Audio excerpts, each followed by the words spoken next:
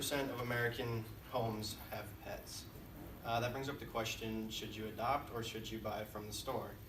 As a dog lover myself, I have family that has done both, has adopted and bought from a store. In this paper, I'll go over the benefits of adopting. I'll talk about the problem with puppy mills and why people think adopting is bad, and then why you should adopt. And there are many common misconceptions about adopting animals. Franklin D. McMillan, in an article on applied animal behavior from 2011, said commercial breeding establishments are kennel facilities where puppies are mass produced. This brings up the question, are they getting the proper care that they need in these facilities? And then the mental health of these animals aren't going to be as good as one that you could adopt.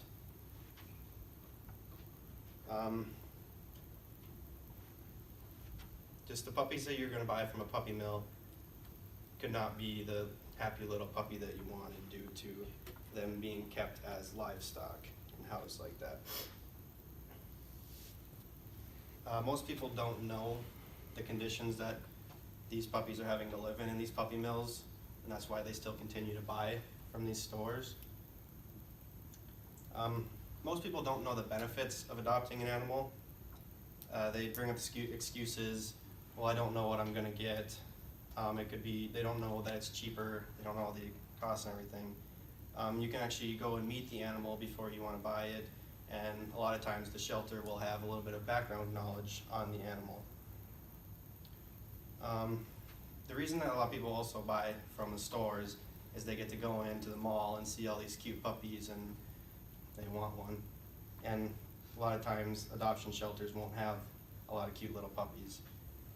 People can also bring up the excuse, you can't get what you want, which isn't always true. A lot of shelters have a wait list for a specific breed if it's a popular breed. So you may have to wait a little bit, but the wait is definitely worth it. Emily Plessett said in her article on NBC New York, pet stores separate consumers from reality, where puppies come from. No one wants to adopt because they don't get what they want.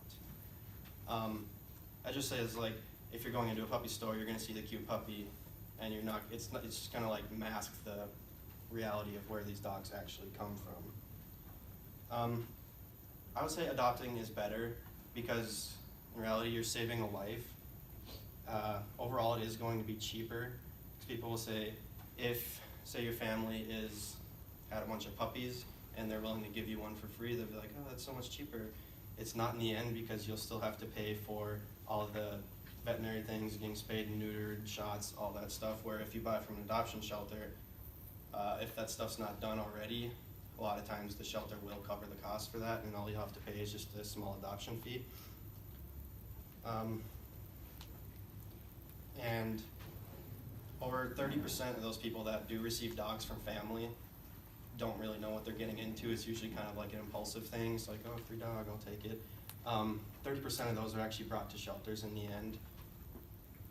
People will also think that the reason a dog is in a shelter is because it was a bad dog, that it wasn't safe to have around the home, where in reality, most of the time, that reasons that dogs are brought to the shelter is because the owner will buy a dog, not knowing what they're getting into, not knowing the needs of this dog.